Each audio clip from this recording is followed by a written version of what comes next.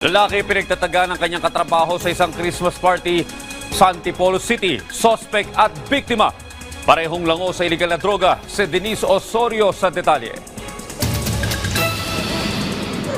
Napasigaw ang isang babae nang mahagip ng video ang putol na kamay sa isang bahay sa barangay Bagong Nayon, Antipolo.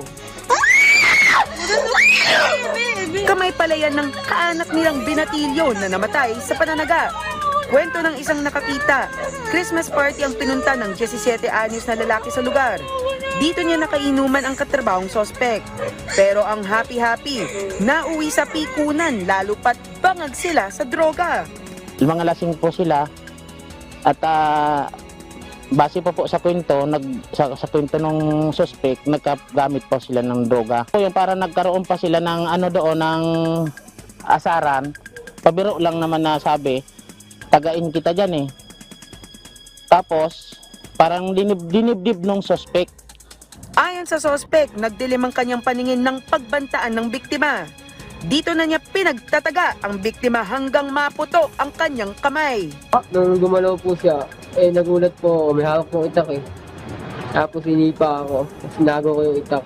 Sinipa ako po, tapos nagdilim po yung paningin ko eh. Naikwento pa ng biktima ang nangyari sa kanya bago dalhin sa ospital. Nakausap nung nanay yung kanyang anak. Then ay narrate niya yung pangyayari na kung sinong gumawa sa kanya. Sinong nanaga. Kusang isinuko ng kanyang pamilya ang tinuturong nanaga sa biktima. Nakakulong sa Antipolo Police Station Custodial Facility ang sospek na nahaharap sa kasong murder. Denise Osorio, para sa Pambansang TV, sa Bagong Pilipinas.